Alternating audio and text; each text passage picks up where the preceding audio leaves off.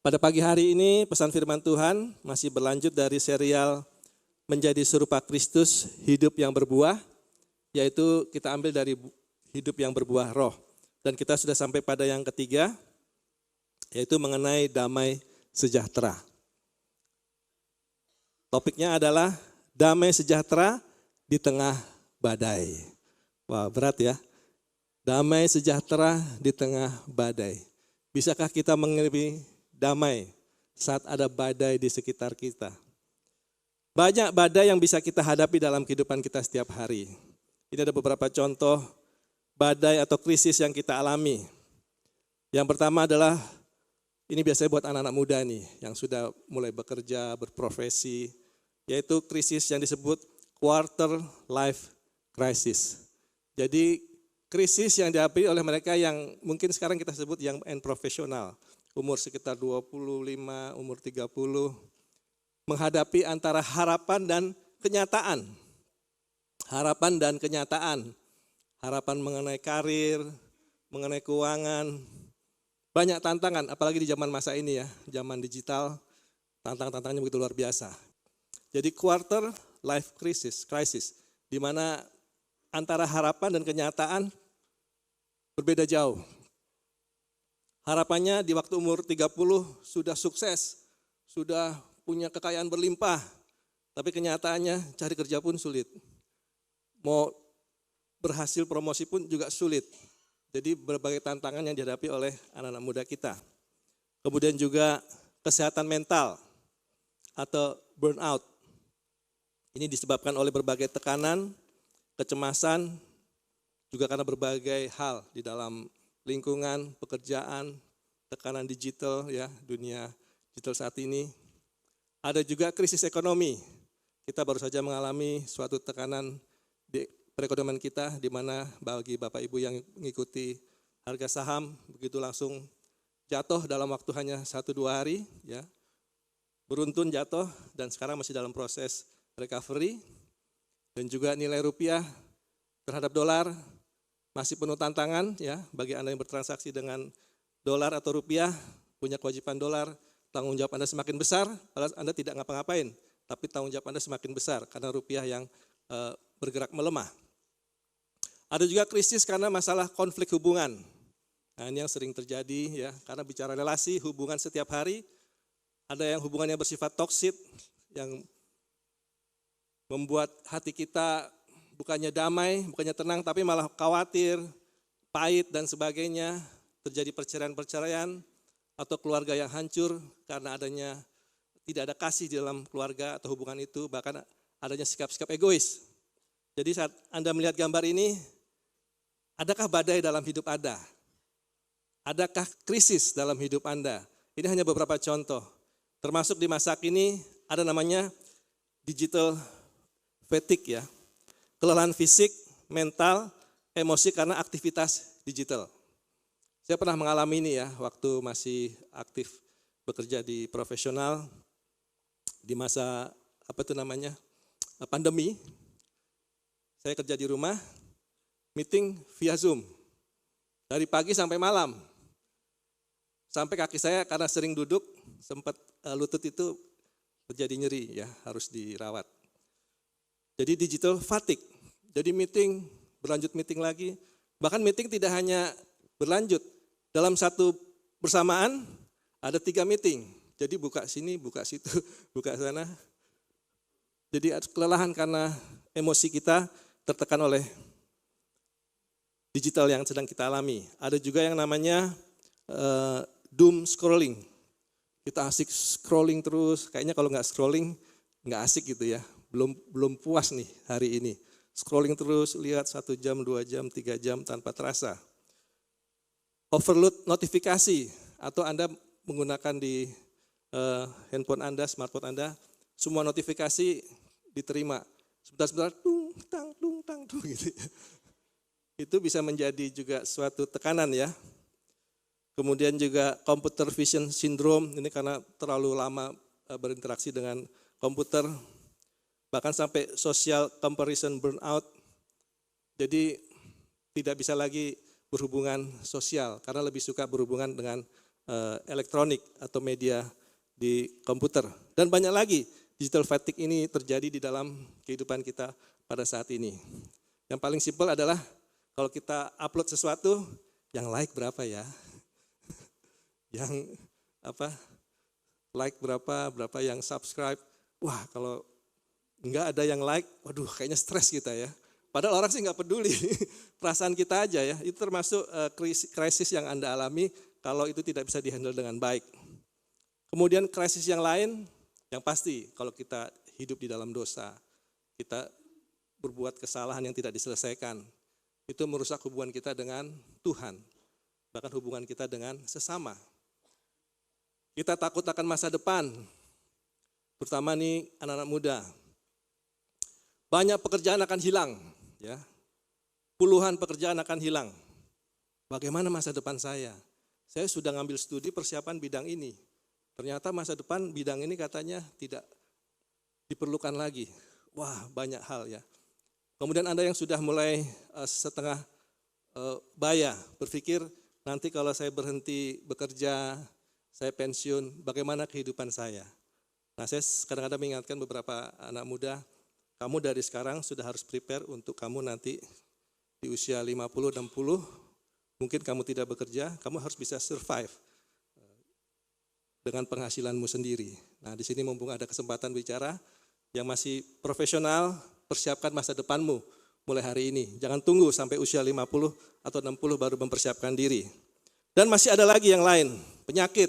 Nah, yang kalau sudah sakitnya berat, parah, pasti menjadi suatu masalah besar dalam diri seseorang yang mengalami sakit ini. Tidak bisa beraktivitas, tidak bisa ngapa-ngapain, hanya di tempat tidur, stres. Menjadi orang yang tidak berguna. Terus apa lagi? Harus ngapain? Saya mau mati aja. Sering saya mendengar hal seperti ini. Mereka yang sakit berat, sudah tidak bisa apa-apa, saya pilih mati aja. Tapi Tuhan baik, amin. Kalau kita berserah kepada Tuhan, Tuhan bisa ubahkan keadaan kita. Even dalam sakit pun bisa menjadi kesaksian. Jadi saudara, banyak hal yang membuat kita bisa hidup di dalam krisis. Tinggal bagaimana kita menghadapi krisis itu. Krisis itu pasti terjadi. Seperti belum lama ini, banjir di mana-mana, gempa di mana-mana semakin sering. Krisis pasti akan datang, tinggal masalah waktunya kapan. Bagaimana kita bersiapan menghadapi krisis dan bagaimana saat Anda di dalam krisis. Nah, hari ini kita bicara mengenai buah roh. Kita tahu di Galatia 5 ayat 22, buah roh ialah kasih, sukacita, dan yang ketiga, damai sejahtera. Kita sudah belajar mengenai kasih dan sukacita. Dan hari ini, damai sejahtera. Yesus menjanjikan di Yohanes 14 ayat 27, damai sejahtera ku tinggalkan bagimu. Damai sejahteraku ku berikan kepadamu. Jadi Tuhan sudah memberikan, sudah meninggalkan damai sejahtera. Dan apa yang kuberikan tidak seperti yang diberikan oleh dunia kepada kamu. Janganlah gelisah dan gentar hatimu. Jangan gelisah, jangan gentar. Ada sumber damai yang sudah diberikan oleh Tuhan. Di sini saya kasih gambar ada hati. Karena lagi suasana Valentine ya. Suasana Valentine. Valentine ini juga sebenarnya bicara mengenai badai ya. Kalau Anda pelajari sejarah dari Valentine ini, kalau sekarang kita melihat, wah penuh kasih, penuh hadiah dan sebagainya ya. Ada bunga-bunga, nggak masalah kalau itu dengan tulus diberikan dan menjadi suatu tanda kita mengasihi orang-orang yang kita kasihi. Tetapi Valentine ini juga awalnya bicara mengenai suatu badai, di mana ada suatu keputusan yang melarang menikah, anak muda dalam menikah. Kemudian ada seorang anak Tuhan yang berdiri agar larangan itu dicabut.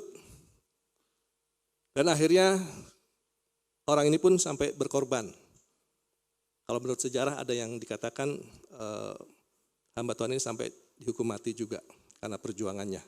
Tetapi saat itu perjuangannya akhirnya berhasil, larangan itu dicabut, anak-anak muda boleh kembali menikah sesuai dengan pasangan yang dia kasihi. Jadi itu adalah badai. dan bagaimana saat badai itu terjadi, kita mengatasinya dengan suatu pertolongan dari Tuhan.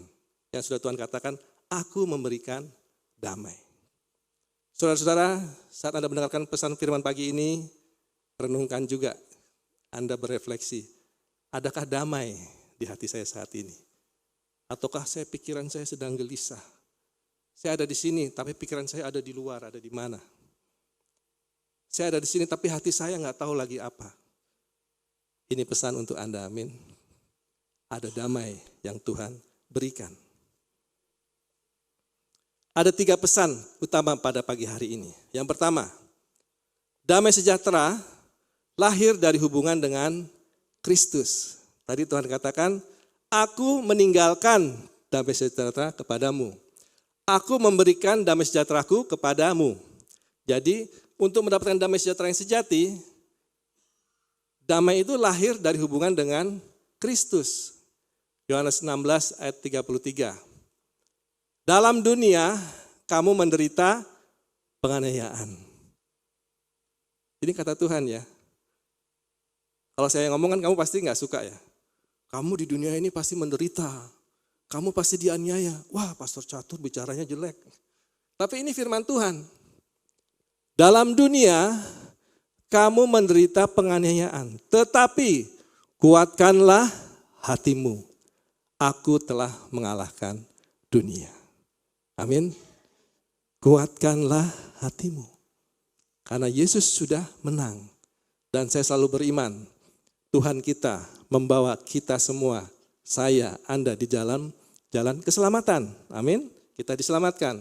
Di dalam jalan kebenaran. Kita hidup dibenarkan dan menuntun kita di dalam jalan kebenaran.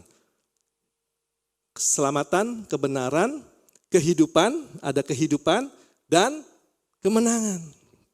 Katakan, aku pemenang di dalam Tuhan. Itu yang selalu saya yakini. Apapun masalah yang sedang saya hadapi selama hidup saya selalu yakin Tuhan pasti membawa di jalan kemenangan. Tetapi itu tadi pesannya, jangan takut, jangan gelisah, kuatkanlah hatimu. Memang harus kuat, harus teguh, jangan mudah menyerah, jangan mudah mundur. Yesus tidak menjanjikan hidup tanpa badai. Tetapi ia menjanjikan damai di tengah badai. Seperti lagu tadi ya. Dalam lembah kekelaman ada damai. Dalam apa lagi tadi? Ada ketenangan. Ya. Yesus tidak menjanjikan hidup tanpa badai. Tetapi ia menjanjikan damai di tengah badai. Damai bukan sekedar perasaan tenang. Melainkan keyakinan. Artinya keyakinan bahwa Tuhan berdaulat atas segala sesuatu. Ada gambar di sini ilustrasi sebuah kapal. Kita ingat murid-murid bersama Yesus sedang berlayar di Danau Galilea dan terjadi angin yang besar sehingga terjadi ombak dan murid-murid ketakutan bahkan mengatakan kita mati di sini. Tetapi saat Yesus bangun dan Tuhan katakan tenanglah, maka badai itu pun tenang. Artinya Tuhan kita berdaulat. Berdaulat itu artinya punya kuasa, punya otoritas untuk mengatur sesuatu. Seperti di sini kita ada pemimpin Aser Griter. Ada Bapak Hanafi, ada Bapak Kiki, ada Bapak Tato. Mereka diberi kuasa berdaulat mengatur ketertiban, keteraturan di dalam ruang ibadah, bahkan seluruh gedung ini. Kenapa? Karena ada otoritas. Dan Allah kita punya otoritas atas alam semesta. Yesus berkata, angin tenanglah, angin tenang. Yesus berkata kepada Petrus, berjalanlah kemari. Petrus berjalan di atas air. Karena Allah berdaulat. Tetapi apakah murid-murid tidak mengalami badai? Mereka mengalami badai. Tetapi kuncinya saat ada badai, berserulah kepada Tuhan kita. Dan Tuhan akan mengatakan, tenang.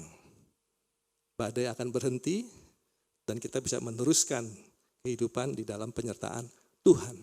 Jadi kita harus ingat, damai sejahtera lahir dari hubungan dengan Kristus karena Kristus menjanjikan ada damai di tengah badai. Dan Kristus punya kuasa, otoritas sebagai Tuhan untuk mengatasi alam semesta ini. Di dalam Natal kita sering mengatakan ayat yang populer di Yesaya 9 ayat 6 mengenai siapa anak yang lahir. Dikatakan dia adalah seorang penasihat ajaib, Allah perkasa, Bapa yang kekal, dan Raja damai. Yesaya 9 ayat 6. Yesus adalah Raja damai.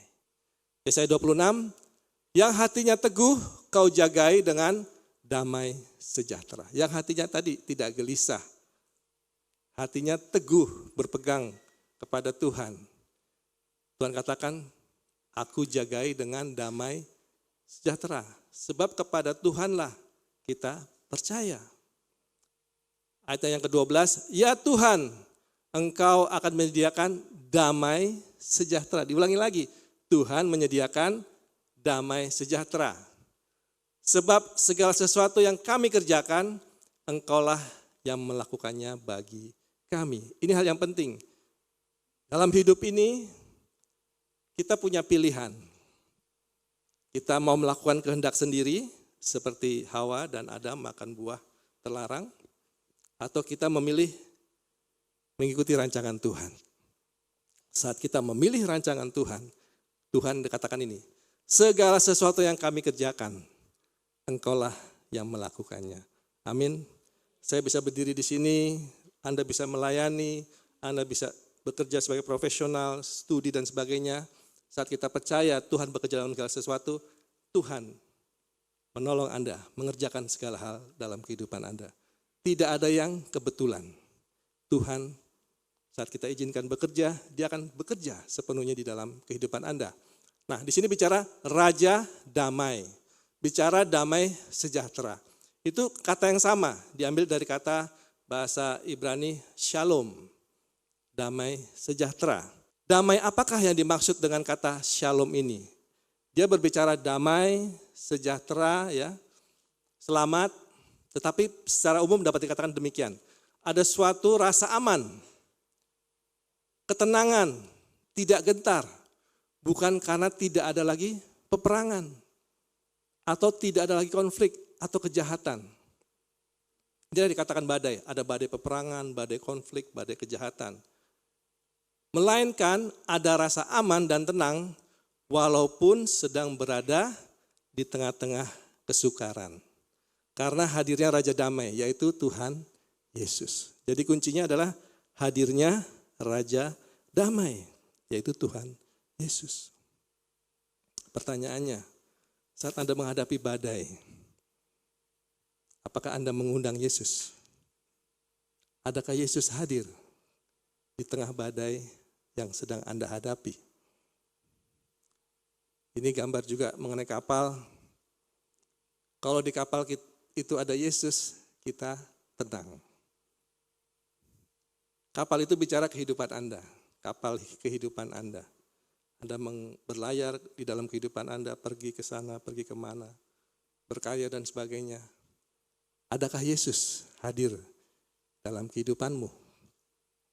Saya percaya kalau ada Yesus, seperti murid-murid yang tadinya ketakutan, bahkan mau mati rasanya. Saat Yesus ada di tengah mereka dan berkata, ada firman yang dikeluarkan, badainya hilang. Saat ada firman diperkatakan, badainya hilang. Saat Anda memakai firman Tuhan, firman itu yang menguatkan Anda menghadapi badai. Dan di waktunya Tuhan, badai itu pasti hilang.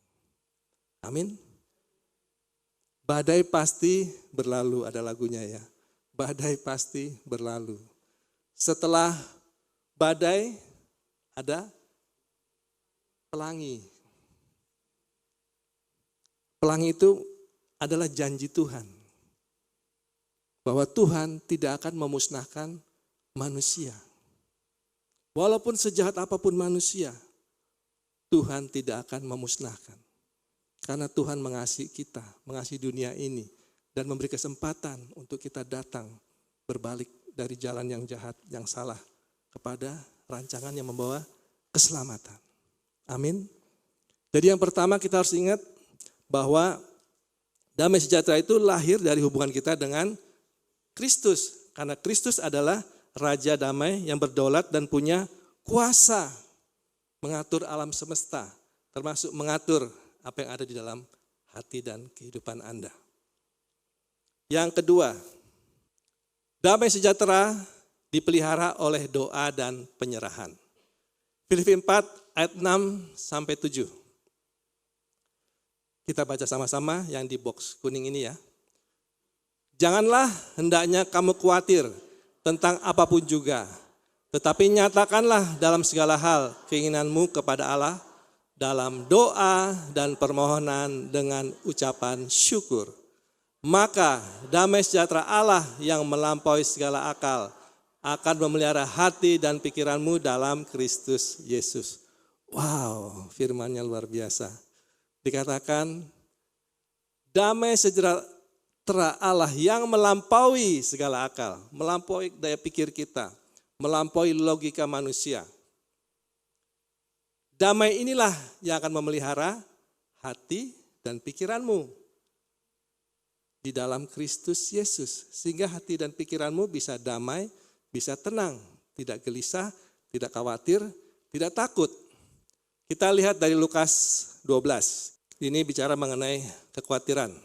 Yesus berkata kepada murid-muridnya, karena itu aku berkata kepadamu, janganlah khawatir akan hidupmu, akan apa yang hendak kamu makan. Janganlah khawatir akan tubuhmu, akan apa yang hendak kamu pakai. Sebab hidup itu lebih penting daripada makanan dan tubuh itu lebih penting daripada pakaian. Dan Tuhan katakan, perhatikanlah sekelilingmu. Perhatikanlah alam di sekitarmu. Dikatakan, perhatikanlah burung-burung gagak yang tidak menabur dan tidak menuai dan tidak punya gudang atau lumbung, namun diberi makan oleh Allah. Betapa jauhnya kamu melebihi burung-burung itu. Siapakah di antara kamu yang karena kekhawatirannya dapat menambahkan sehasta pada jalan hidupnya? Ingat, kekhawatiran artinya tidak mengubah apa-apa ya, malah menarik ketakutan. Jadi, jikalau kamu tidak sanggup membuat barang yang paling kecil, mengapa kamu khawatir akan hal-hal lain? Perhatikanlah, tadi burung, sekarang bunga. Bunga bakung yang tidak memintal dan tidak menenun. Namun aku berkata kepadamu, Salomo dalam segala kemegahannya tidak berpakaian seindah salah satu dari bunga itu. Jadi Tuhan menciptakan segala sesuatu itu baik dan indah. Jadi jika rumput di ladang yang hari ini ada dan besok dibuang ke dalam api, demikian didandani oleh Allah. Terlebih lagi kamu, hai orang yang kurang percaya. Ingat, hai orang yang kurang percaya. Bagaimana dengan Anda? Tuhan katakan kita harus punya hati yang teguh. Jangan hati yang mudah goyah. Dikatakan hati orang yang kurang percaya. Murid-murid menyadari juga, kami ini kurang percaya Tuhan, tambahkanlah iman. Ya, kita manusia memang punya kelemahan. Tetapi itu jangan dijadikan alasan. Kalau kita terus mencari Tuhan, terus setia, konsisten, ibadah konsisten setiap minggu, konsisten membaca firman, konsisten merenungkan firman, konsisten berdoa, konsisten memuji Tuhan, pasti kita punya hati yang teguh. Pasti Anda menjadi orang yang percaya. Kenapa kita disebut orang beriman? Orang yang percaya. Dan orang percaya itu tidak bisa instan, harus dengan iman dan perbuatan. Jadi Tuhan menegur, hai orang yang kurang percaya. Ayat 29. Jadi janganlah kamu mempersoalkan apa yang kamu makan atau apa yang akan kamu minum. Dan janganlah cemas hatimu. Tadi kurang percaya, jangan cemas. Ayat 30. Semua itu dicari bangsa-bangsa di dunia yang tidak mengenal Allah. Akan tetapi Bapamu tahu bahwa kamu memang memerlukan semuanya itu. Allah tahu kebutuhan Anda, amin. Bawa di dalam iman, biarkan Tuhan bekerja. Karena bagi Tuhan tidak ada yang mustahil. Tinggal iman yang menarik rancangan Tuhan. Iman yang membuka pintu berkat surgawi dicurahkan. Ayat 31. Tetapi carilah kerajaannya, maka semuanya itu akan ditambahkan kepadamu. Segala kebutuhan yang memang diperlukan, Tuhan akan sediakan. Bahkan tidak jadi disediakan, ditambahkan kepadamu. Amin. Jadi damai sejahtera dipelihara oleh doa dan penyerahan. Saat kita tidak tahu harus bagaimana, berdoa aja. Setelah kita berdoa, kita belajar berserah kepada kehendak Tuhan. Bukan berarti terus kita malas-malasan ya. Di dalam berserah ini, kita mencari merenungkan kehendak Tuhan. Mencari merenungkan hikmat Tuhan, apa yang harus saya lakukan. Dan biarlah hikmat Tuhan dan firman-Nya yang menuntun langkah-langkah kita. Melalui doa, melalui permohonan dan ucapan syukur. Doa itu membuat kita tidak berjalan sendirian. Doa itu membuat kita menjadi tahu ada kuasa yang luar biasa, ada suatu kuasa yang bekerja mengatur alam semesta ini. Dan kita ada di bagian dari alam semesta ini. Anda pernah diperlihatkan bumi ini buat kita sangat besar. Tetapi bumi dibandingkan matahari, bumi kecil. Matahari dibandingkan dengan galaksi, matahari itu kecil. Dan manusia hanya setitik mungkin. Apalagi dibandingkan dengan alam semesta. Tapi Tuhan, oleh karena kasih-Nya, melihat kita yang hanya setitik debu ini, Tuhan berkorban untuk Anda. Jadi naikkan doamu, ucapan syukurmu dengan suatu hal yang indah bahwa Tuhan bekerja di dalam hidupmu. Amin. Bahwa Tuhan tidak pernah meninggalkan engkau sendirian. Kekhawatiran itu hanya mencuri damai. Ingat, kekhawatiran itu mencuri damai. Tetapi doa memulihkannya. Ketika kita membawa beban kepada Tuhan, kita menukarkan kegelisahan dengan ketenangan surgawi. Saat engkau gelisah, berdoa, berserah, maka kau akan mendapatkan ketenangan surgawi. Saat engkau khawatir, tidak tahu harus berbuat apa, berdoa, biar Tuhan menggantikannya dengan damai sejahtera yang dari Tuhan. Anda lihat gambar ini, bunga-bunga di ladang bertumbuh dengan baik, berbunga indah. Kita mungkin yang biasa di kota mulai jarang melihat ya. Mulai jarang memperhatikan. Kita lebih cenderung melihat mobil-mobil, gedung-gedung. Tapi coba Anda memperlambat sedikit saat Anda berjalan, saat Anda berkendaraan. Lihatlah juga keindahan alam yang Tuhan ciptakan. Saat kita melihat keindahan alam ini, kita tahu Allah kita hebat, Allah kita luar biasa. Dan Tuhan menaruh benihnya yang baik di dalam hati Anda. Benih apa? Benih firman kehidupan. Bicara badai, ini kesaksian dari anak-anak Tuhan, yaitu Rasul Paulus dan Silas.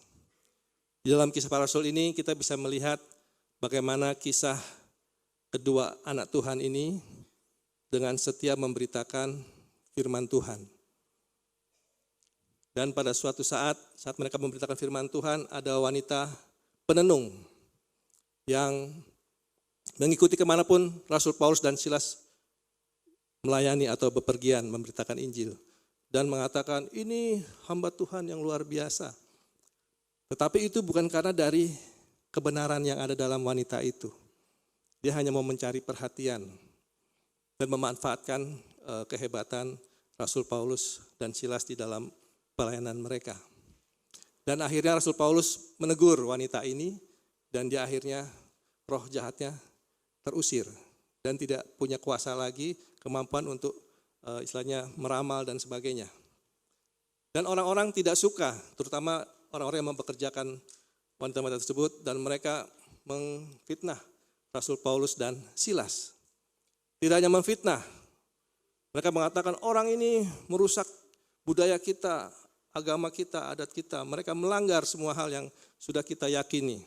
Dan akhirnya Rasul Paulus dan Silas ditangkap, dikoyakkan pakaiannya, didera.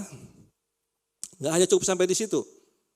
Bahkan dibawa ke pembesar kota dan dimasukkan ke penjara. Jadi Rasul Paulus dan Silas dimasukkan dalam penjara di kota Filipi. Dan apa yang terjadi? Mereka tidak hanya di penjara biasa, mereka juga dipasung kakinya. Jadi betul-betul dianggap orang yang sangat jahat di bagian dalam dari penjara tersebut. Dan pada malam hari, dalam kondisi pakaian mereka terkoyak, tubuh terluka karena didera, kaki dibelenggu. Anda bisa bayangkan kalau itu Anda bagaimana? Apa yang mereka lakukan? Mungkin kalau kita tidak baca kisah ini, mungkin orang ini akan mengeluh, ya, berkeluh kesah. Aduh, udah melayani Tuhan kok disiksa, di penjara. Sudah mengusir roh jahat kok ditangkap, dianiaya. Tetapi apa mereka lakukan? Rasul Paulus dan Silas berdoa. Mereka tidak hanya berdoa, mereka berserah kepada Tuhan. Dengan cara apa? Menyanyi, memuji Tuhan. Artinya apa? Memuji Tuhan, memuliakan Tuhan. Saya ini bukan siapa-siapa Tuhan, tetapi aku adalah hamba-Mu. Walaupun dalam keadaan susah di penjara, aku berserah kepada Tuhan. Ini suatu teladan yang sangat baik. Kedua orang ini melakukan hal yang baik, amin. Melakukan hal yang benar, memberitakan Injil, mengasihi sesama. Tapi apa yang mereka terima? Bukan kebaikan, kejahatan. Tetapi mereka tetap setia. Mereka tetap teguh hatinya, tidak takut, tidak menjadi kurang percaya, tidak gelisah. Mereka hanya percaya kepada Tuhan. Dengan cara apa? Berdoa, berserah. Dengan menyanyi, aku berserah kepadamu ya Tuhan. Dan mereka tidak nyanyi pelan-pelan. Nyanyi dengan lantang, aku percaya, aku berserah. Sampai semua bagian penjara itu yang terhukumnya bisa mendengarkan. Wah, ada orang yang menyanyi, memuji-muji. Dan saat mereka berdoa dan bersungguh-sungguh hatinya menyanyi, memuliakan Tuhan, mujizat pun terjadi.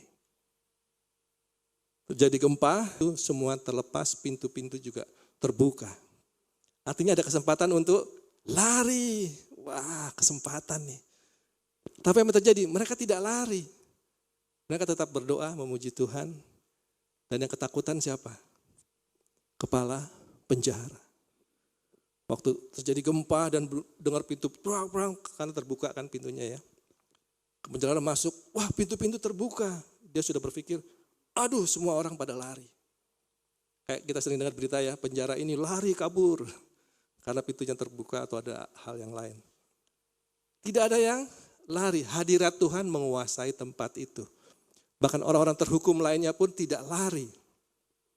Dan Paulus dan Silas juga tidak lari. Jadi saudara-saudara, pesan yang pertama tadi bahwa damai sejahtera lahir dari Kristus. Dan pesan yang kedua, damai sejahtera itu dipelihara oleh doa dan penyerahan. Dan yang ketiga, damai sejahtera menjadi kesaksian di tengah dunia yang gelisah. Kisah Rasul Paulus dan Silas tidak berhenti sampai mereka terbelenggu bebas, kepala penjara ketakutan. Tidak berhenti sampai di situ. Terjadi dialog antara Rasul Paulus dan kepala penjara. Jangan takut, jangan khawatir. Kami tidak lari, kami semua masih ada di sini. Lalu kepala penjara itu melihat hal tersebut dan dia tergerak hatinya oleh kehidupan Paulus dan Silas dan apa yang dialami saat itu. Dan apa yang terjadi?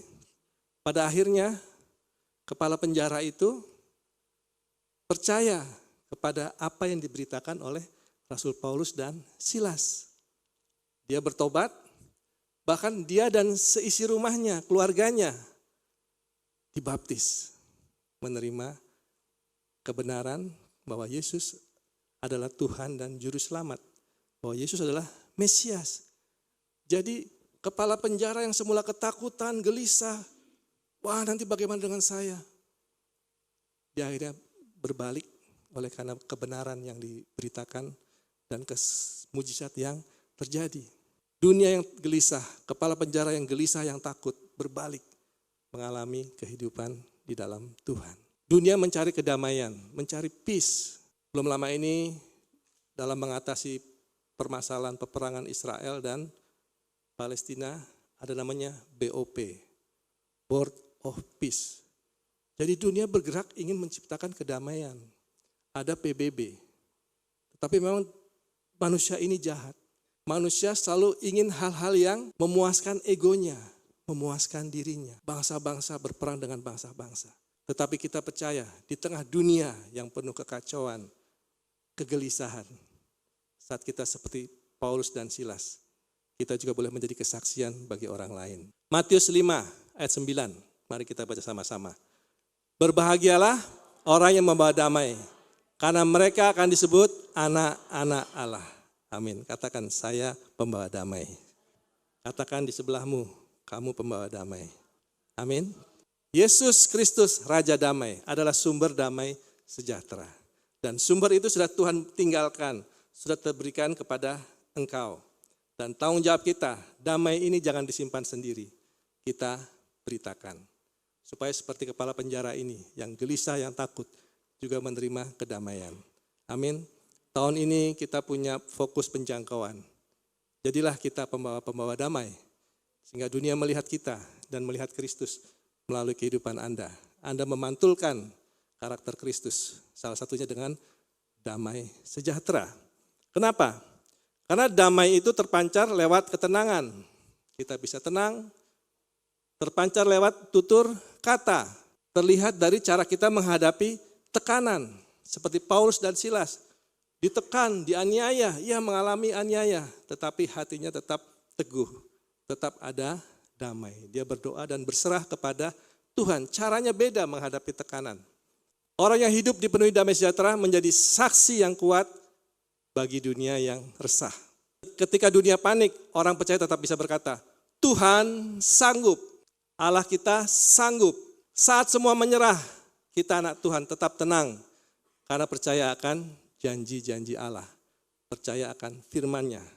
Inilah buah roh damai sejahtera yang membuat orang juga rindu memiliki damai di dalam hatimu. Damai yang berasal dari Tuhan kita Yesus Kristus. Amin. Dan sebagai penutup terakhir, Mazmur 29 ayat 11. Tuhan memberikan kekuatan kepada umat-Nya. Siapa umat-Nya? Kita semua. Tuhan memberikan kekuatan. Tuhan memberkati umat-Nya dengan damai sejahtera. Jadi kita percaya Allah Bapa kita, Tuhan Yesus menganugerahkan damai sejahtera buat Anda dan kita semua. Ingat pesan firman hari ini, pelihara hubungan pribadi Anda dengan Tuhan Yesus setiap hari. Bangun keintiman, fokus kepada penyembahan, bangun keintiman dengan Tuhan. Damai tidak datang dari luar, tapi dari kedekatan kita dengan Yesus. Yang kedua, ganti kekhawatiran dengan doa dan belajarlah berserah total.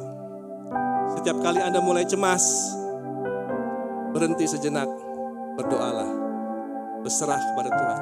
Percayakan kendali hidup Anda kepada Tuhan, bukan kepada kekuatan pikiran atau logika Anda. Yang ketiga, bawalah damai kemanapun Anda pergi. Karena Anda sudah dipanggil menjadi pembawa damai. Saudara-saudara, ada sebuah lagu yang saya percaya Anda sudah sering mendengar. Berbicara bagaimana kita saat ada badai, tetapi ada Tuhan yang melingkupi kita. Yaitu Tuhan melingkupi dengan sayap. Mari kita bangkit berdiri, kita nyanyikan lagu ini bersama-sama.